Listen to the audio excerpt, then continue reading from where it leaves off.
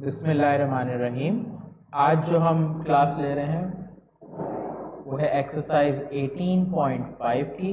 Exercise 18.5 exercise आपकी similar exercise है, similar है एक्सरसाइज नंबर 18.2। और जब मैंने एक्सरसाइज 18.2 कराई थी उस वक्त ही बताया था कि 18.2 हो गई, 18.5 हो गई, और उसके बाद जब हम करेंगे 18.7, ये तीनों एक्सरसाइज सिमिलर है, जिसमें से सबसे ज़्यादा एग्जाम के पॉइंट ऑफ व्यू से ये इंपॉर्टेंट है और उसके बाद ये सबसे कम एग्जाम के इंपॉर्टेंट है। तो ये लेकिन तीनों एक्सरसाइज का सॉल्यूशन तरीका ये है, एक ही जैसा है। सवाल में ये है कि जब एक एक्सरसाइज 18.1 थी तो आपको प्रोपोर्शन से पहले और प्रोपोर्शन के बाद एक एक वैल्यू दी जाती थी। 18.5 में प्रोपोर्शन के बाद आपको 2 या 2 से ज्यादा वैल्यू देगा, या 1 से ज्यादा प्रोपोर्शन आ रहे होंगे। इस तरह 18.7 भी इसी तरह आपको नजर आएगी। सही, तो सवाल शुरू करते हैं। जिन्होंने एक्सरसाइज 18.2 नहीं देखी अच्छे से देख लें। मैं आपका टीचर मोहम्मद सलमान आरिफ, आप देख रहे हैं मास्टर कोचिंग सेंटर का यूट्यूब चैनल। लाजमी लाइक और सब्सक्राइब जरूर कर लीजिएगा। अगर आपको वीडियो अच्छी लग रही है तो लाजमी इस वीडियो को इन्फॉर्मेशन के लिए दूसरों के साथ भी शेयर करें और खुद भी लाइक और सब्सक्राइब करें कि आगे आने वाली जितनी भी वीडियोज वो आपको मिलती रहे। सही है, तो एक्सरसाइज पे आ जाते हैं। एक्सरसाइज के लिए y वेरीज, आपको अकॉर्डिंग टू क्वेश्चन जो बोल रहा है सॉल्यूशन, आपने लिखा y वेरीज डायरेक्टली, तो y लिखा, फिर प्रोपोर्शन का साइन, फिर वेरीज बोल रहा है एक्स स्क्वायर एंड जेड, तो आगे आ गया एक्स स्क्वायर और जेड। प्रोपोर्शन का साइन हटता है तो इज इक्वल और कांस्टेंट आता है, तो यहाँ पर आ गया आपका k। फिर आप सवाल में देखो तो आपको वैल्यू गिवन होगी। देखो आपको y दे रहा है, x दे रहा है, z दे रहा है, सारी वैल्यू दे रहा है, तो यहाँ लिखते जाओगे y is equal to 6, x is equal to 4 और z इज इक्वल टू 9। ये तीनों वैल्यूज ऊपर पुट करते हैं। y की जगह 6, k लिखा, x की जगह आपके पास क्या है, x की वैल्यू आपकी 4 है, आपने x की वैल्यू क्या लिख देनी है, 4 लिख देनी है। x पे स्क्वायर है इसलिए यहाँ 4 के ऊपर स्क्वायर, फिर x के बाद z है तो z की वैल्यू, ब्रैकेट क्लोज। पहले स्क्वायर करेंगे, 4 का स्क्वायर 4 4 16, फिर ब्रैकेट में 9। आप 16 को जब 9 से मल्टीप्लाई करोगे कैलकुलेटर में, आंसर क्या आएगा 144। ये मल्टीप्लाई में आपको k निकालना है तो ये हो जाएगा 6 डिवाइडेड बाय 144। अब अगर आप टेबल को पढ़ो तो 2 3 जा 6, 2 7 जा 14, 2 2 जा 4, अब कट रहा है, और 3 1 जा 3, 3 2 जा 6, 3 4 जा 12, तो कटने के बाद आपका क्या बच रहा है 1/24। तो यहाँ पर मैं लिखूंगा 1/24, k की वैल्यू आ गई। जब k की वैल्यू आती है तो इसको इक्वेशन को जहाँ सेकंड पार्ट में, सेकंड स्टेप में आपकी इक्वेशन निकलती है, उसको आप नाम दे के लिखोगे कि पुट k। यहाँ पर आप k की वैल्यू पुट करोगे इन इक्वेशन नंबर 1, तो आपकी इक्वेशन नंबर 1 ये रही। आपने ये लिखी y is equal to k x square z, और यहाँ k की वैल्यू पुट कर देनी है। k की वैल्यू है 1/24, तो लिखा 1/24 एक्स स्क्वायर जेड। इसको आप यूं छोड़ दो, या इसको एक्स स्क्वायर को 1 से मल्टीप्लाई करेंगे, एक्स स्क्वायर जेड अपॉन 24, ये आपके वैल्यू आ गई। तो ये आपके पास सवाल आ गया। तो ये आपके पास पहली पार्ट में जो सवाल में बोल रहा था, right y as function of x in term y in function of x and z, तो ये आपका y in function of x and z आ गया। आगे डिटरमाइन द वैल्यू बोल रहा है, y की वैल्यू आपने फाइंड करनी है। आगे आपको देखो क्वेश्चन में तो x की वैल्यू गिवन है -8 और z की वैल्यू गिवन है 12, तो आपने ये भी यूज करनी है, y is equal to x square z upon 24। y find करना है, y की जगह y लिख दिया, x स्क्वायर की वैल्यू है -8, x पे स्क्वायर, z की वैल्यू 12 है, आपने लिख दी 12, नीचे है 24। -8 का स्क्वायर तो -8 स्क्वायर मतलब -8 multiply by -8, minus minus plus हो जाता है, और 8 8 64 होता है, मैं लिखूंगा 64। यहाँ पर अगर देखो तो 12 1 जा 12, 12 2 जा 24, कटिंग हो रही थी तो कटिंग कर दी। बीच में प्लस की साइन होती तो कटिंग नहीं होती है, याद रखना। सही, अब ये 2 1 जा 2, 2 32 जा, तो आपके पास आंसर आ गया 32। तो सवाल में आपको एक चीज ये पूछी थी, एक चीज ये पूछी थी, आपने हेडिंग डाल देनी किसकी, रिजल्ट की। रिजल्ट आपको बोला था y is equal to x square z upon 24, एक ये वैल्यू निकालनी थी और एक y इज इक्वल टू 32, तो ये दो चीजें निकालनी थी, आपका आंसर एंड हो गया। क्लियर है, तो ये आपको क्वेश्चन नंबर 1 यहाँ पर आके कंप्लीट हो जाता है। अब आ जाते हैं हम क्वेश्चन नंबर 2 पे। इसी एक्सरसाइज के क्वेश्चन नंबर 2 के ऊपर देखते हैं सवाल क्या है। सवाल बोल रहा है y varies directly as x and u square and inversely as v sorry से, तो आपके पास एन टी आगे तक, यहां तक सवाल दे रहा है, तो पहले हम सिर्फ इतना सॉल्व करेंगे। तो y वेरीज बोल रहा है तो प्रोपोर्शन का साइन है, जो चीज डायरेक्टली होगी वो सामने आएगी, तो ये हो जाएगा x एंड u स्क्वायर है, आपने लिखा x और u स्क्वायर। जो चीजें इन्वर्सली होगी वो नीचे आनी है, तो याद रखना जो प्रोपोर्शन के बाद डायरेक्ट वाली चीज होंगी वो ऊपर आएंगी, जो इन्वर्स वाली होगी जितनी भी वो आपने नीचे लिखनी है। आपने ये चीज याद रखनी है, सही। तो यहाँ इन्वर्स v और t के है तो नीचे v भी आएगा और t भी आएगा। तरीका वही, प्रोपोर्शन का साइन हटेगा, k आ जाएगा, हो जाएगा x u square divided bye vt। अब वैल्यू देखो आपके पास k को छोड़ के पांच वेरिएबल आ रहे हैं, 1 2 3 4 5, देखो पांचों दे रहा है। यहाँ से y x u v सारी दे रहा है। आप सारी वैल्यू करोगे पुट, आप पुट लिख दोगे यहाँ पर y इज इक्वल टू 40, आपको x इज इक्वल टू दे रहा है 8, फिर आपको u is equal to 5, v is equal to आपको दे रहा है 3 and t is equal to 2। देखो यहाँ तक वैल्यू दे रहा है, सारी वैल्यूज पुट कर लेते हैं। y की वैल्यू 40 है तो y की जगह आपका आ जाएगा 40, फिर इज इक्वल टू k आ जाएगा, फिर x की वैल्यू आपको दी हुई 8, आपने 8 लिख दिया, फिर u स्क्वायर है, u की वैल्यू 5 दी हुई है वो लिख दी, ये रही। फिर नीचे v और t की वैल्यू 3 और 2, कोई वैल्यू भी t के बीच में नहीं आ रही तो मल्टीप्लाई का साइन लगा दिया, सही।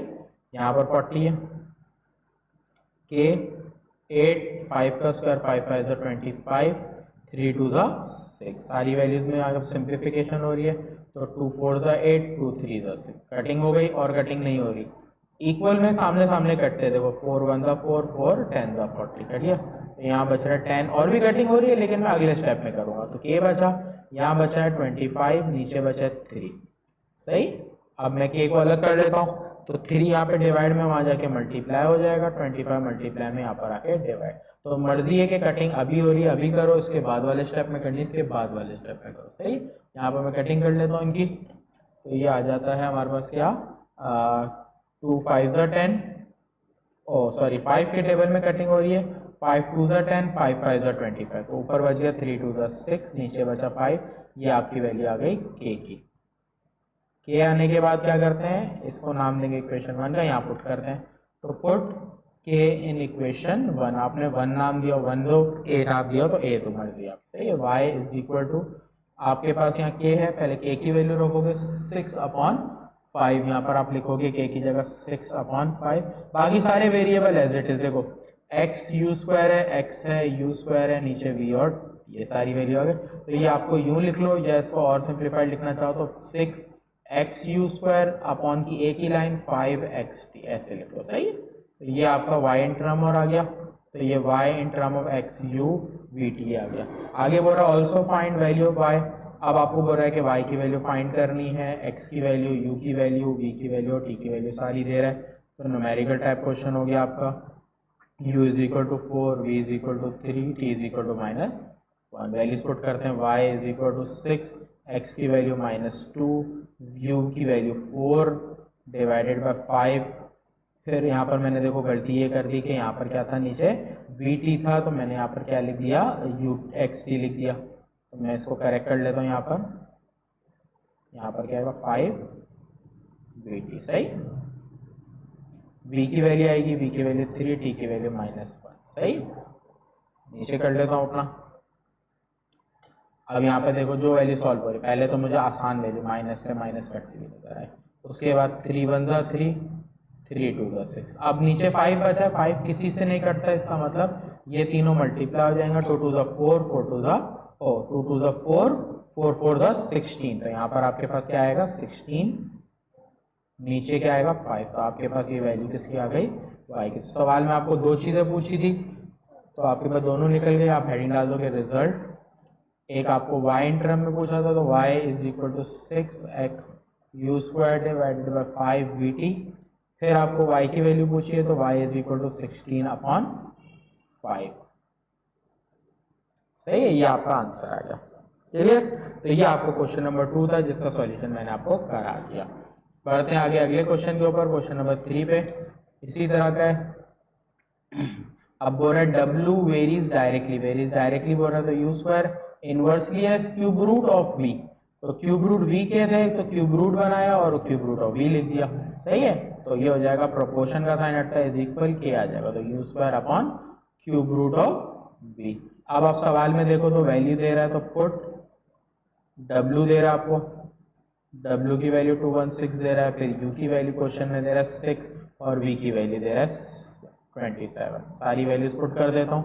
यहाँ से शुरू करूँगा, W की वैल्यू लिखी 216, फिर मैंने लिखा K, फिर मैंने U की वैल्यू मेरी कितनी है, U की वैल्यू मेरी 6 है, मैंने लिख दिया 6 और इसके ऊपर बना दिया स्क्वायर।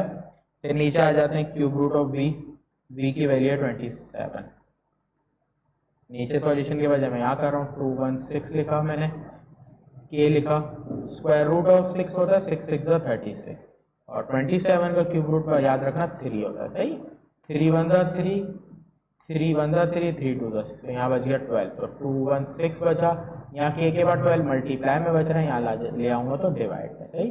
अब कटिंग करते हैं इसकी, 2 1 2, 2 8 16। आपके हिसाब से तो मैंने सही किया, लेकिन याद रखना जब भी दो नंबर लेते हैं तो पहले बीच में 0 लगाते हैं, सही। ये चीज आप रिमाइंड रखना अपने पास। फिर 2 6 12, अभी भी 2 के टेबल में आता है, 2 5 10, 2 4 8, 2 3 6।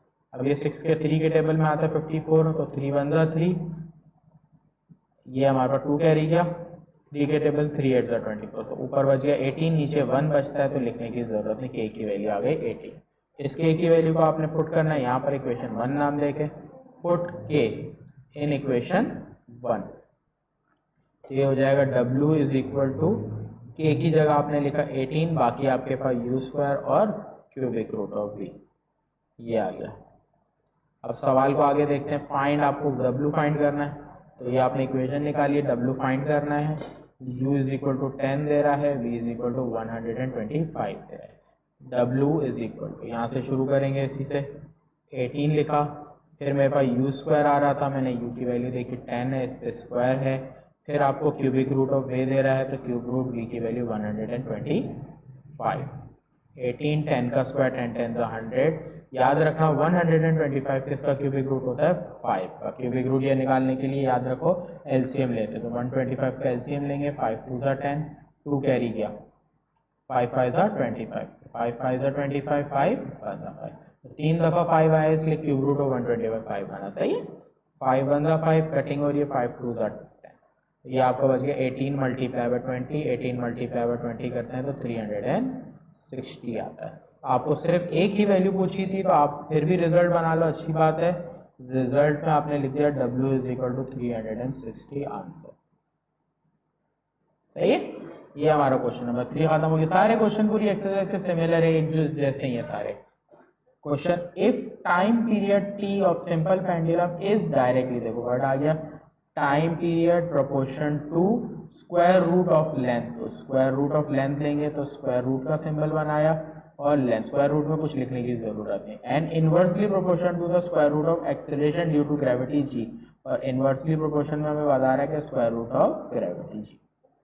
आगे सवाल हमारा यहाँ तक खत्म हो गया, आगे देख लेते हैं स्क्वायर रूट ऑफ ग्रेविटी, यहाँ तक हो गया। तो दोनों चीजें लिखनी, प्रोपोर्शन का साइन हटता है तो इज इक्वल कांस्टेंट के। अब दोनों पे अंडर रूट है, तो आप चाहो तो अलग अलग अंडर रूट लगो, या चाहो तो इस तरह से भी लिख सकते हो, सही। आगे बढ़ते हैं सवाल पे, आपको T की वैल्यू गिवन है, आपको बोल रहा है T is equal to 2 second, फिर आपको L is equal to 100 centimetre दे रहा है, और G इज इक्वल टू 9.8 दे रहा है, सही। अब यहाँ पर एक चीज थोड़ी सी गड़बड़ की हुई है, एक तो G का यूनिट होता है मीटर पर सेकेंड स्क्वायर, इसके अलावा अगर ये वैल्यू मीटर में दे रहा है तो ये भी आपको मीटर में रखनी है, तो मीटर में जब कन्वर्ट करेंगे तो ये हो जाएगा 1 मीटर, सही है, याद रखना। अब यहाँ पर एक सवाल में थोड़ी सी ट्रिक थी कि यहाँ पर लेंथ को सेंटीमीटर से मीटर में किया है। वैल्यू पुट करते हैं, T की वैल्यू आपको दी हुई है 2 सेकेंड, पहले आपने T की जगह लिखा 2, फिर इज इक्वल K, आप पुट इसमें कर रहे हो, सही है। K अंडर रूट L अपॉन G, L की वैल्यू 1, G की वैल्यू 9.8। अब 1 को 9.8 से, अब यहाँ पूरा काम कैलकुलेटर पे आपको करने की जरूरत पड़ेगी।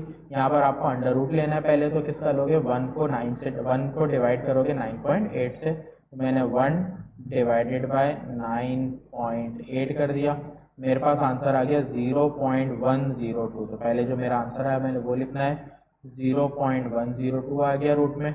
अब मैं इसका लूंगा रूट, अब मेरे पास ये आ गया रूट का बटन, ये रहा, मैंने जैसे रूट दबाया मेरे पास आंसर आ गया 0.319, तो मैंने यहाँ पर लिख लिया 0.2 के, ये आ गया 0.319। अब ये मल्टीप्लाई में वहाँ जाके डिवाइड हो जाएगी वैल्यू 2 से, तो 2 डिवाइडेड बाय 0.319, फिर कैलकुलेटर आपने ओपन कर लेना है। कैलकुलेटर में अब की बार आपने क्या करना है, इन दोनों को डिवाइड करना है, तो 2 फिर डिवाइड 0.319, तो मेरा आंसर क्या आ रहा है यहाँ पर 6.26। तो मैं आंसर लिख दूंगा अपना जो भी आया मेरा, तो k is equal to 6.269, round off करके लिखो तो 27 हो जाएगा। सही, ये सवाल ऐसा है जिसमें आपका पॉइंट में और आंसर आ रहा है तो कैलकुलेटर के साथ यूज करना, फ्रैक्शन में नहीं लिख सकोगे। सही, आगे बढ़ते हैं। k की वैल्यू जब आ जाती है तो k की वैल्यू को हम पुट करते हैं इसमें इक्वेशन नंबर 1 में। यहाँ लिख देंगे put k in equation number, put k is equal to जो भी k की वैल्यू है k इन इक्वेशन नंबर 1। सही, इक्वेशन 1 आपने लिख ली। t इज इक्वल टू आपके पास वैल्यू आ रही है, t is equal to k आ रहा है, k की वैल्यू आपके पास आ रही है 6.27, फिर अंडर रूट में आपके पास आ रहा है। कैलकुलेटर का कोई काम नहीं तो मैं बंद कर देता हूँ। सही है, यहाँ पर मेरी वैल्यू जो आ रही है आगे क्या आ रही है, L/G। सही है, ये हो गया, k पुट किया। आगे सवाल अगर आप कंटिन्यू देखो तो अब बोल रहा है फाइंड द टाइम पीरियड, कि आपको टाइम पीरियड फाइंड करना है। आपको लेंथ 200 मीटर दे रहा है इस बार। अब देख रहे हैं यहाँ पर सेंटीमीटर में दे रहा है, यहाँ मीटर, या तो यहाँ कहीं गड़बड़ है या थोड़े से मिस्टेक है बुक में। तो 200 मीटर, g की वैल्यू 7.6। अब यहाँ पे देखो यूनिट नहीं लिखा हुआ, वैसे लिख लिया मैंने तो t इज इक्वल टू 6.27 लिखा मैंने। अंडर रूट l की वैल्यू मेरी 200 मीटर में दी है, इस बार चेंज करने की जरूरत नहीं क्योंकि मीटर में दी है g की वैल्यू। तो पहले आपने डिवाइड करना है, फिर उसके बाद क्या करना है, रूट लेना है। सही, तो पहले मैं डिवाइड कर लेता हूँ। तो डिवाइड में जो करना है 200 डिवाइडेड बाय 7.6, ये हो गया मेरा आंसर 26.315। तो मैं अपना आंसर लिख लेता हूँ यहाँ पर, t is equal to 6.27 multiply by 26.315। Root बनाऊंगा क्योंकि रूट सॉल्व नहीं किया। अगले स्टेप में रूट सॉल्व करेंगे। इसका अगर मैं रूट ले लेता हूँ तो ये आ रहा है 5.129, तो 5.13। तो t इज इक्वल टू 6.27 लिखा, उसके बाद 5.13, ये आ गया। अब इन दोनों को मल्टीप्लाई करना है, कैलकुलेटर में मैंने आप मल्टीप्लाई कर देना है, मिटाना चाहो तो मिटा दो। 6.27 मल्टीप्लाई बाय 5.13, ये आ गया 32.165, तो 32.165। सही, बुक में इसके आंसर थोड़े से गलत मिलेंगे, आपको कोई इशू नहीं है। टाइम का यूनिट सेकंड दिया हुआ था तो लिख दो। आपको सिर्फ एक ही चीज पूछी थी तो आपका ये आंसर आ गया, और रिजल्ट करके आप लिख दोगे कि टाइम इज इक्वल टू आपका क्या आया। कहीं पे भी लिख दो रिजल्ट, जहां आपको आपके कॉपी में जगह मिले रिजल्ट 32.165, और राउंड अप करके लिखो तो 32.17 भी आप लिख सकते हो, दोनों ही आंसर करेक्ट कहलाएंगे। सही है, यहाँ पर आके आपका क्वेश्चन नंबर 3 जो है इसका सॉल्यूशन पूरा हो गया। सही, क्वेश्चन नंबर 4 सॉरी। अब उसके बाद इस एक्सरसाइज का लास्ट क्वेश्चन है क्वेश्चन नंबर 5। अब सवाल बोल रहा है volume of a particular gas is directly proportional to the temperature and inversely proportional to square root of pressure।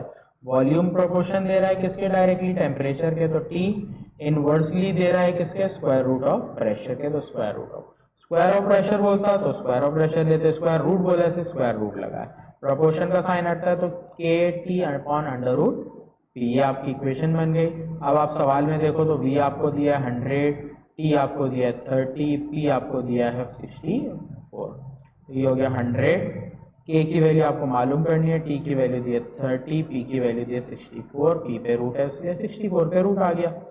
अच्छा, अब यहाँ पर हम सॉल्यूशन में आ जाते हैं आगे, तो ये आ गया 100 इज इक्वल टू 30k हो गया, 64 का रूट होता है 8। सही, इक्वल के सामने सामने वैल्यू कट रही हो तो कट जाती है, तो 0 से 0 कट गया।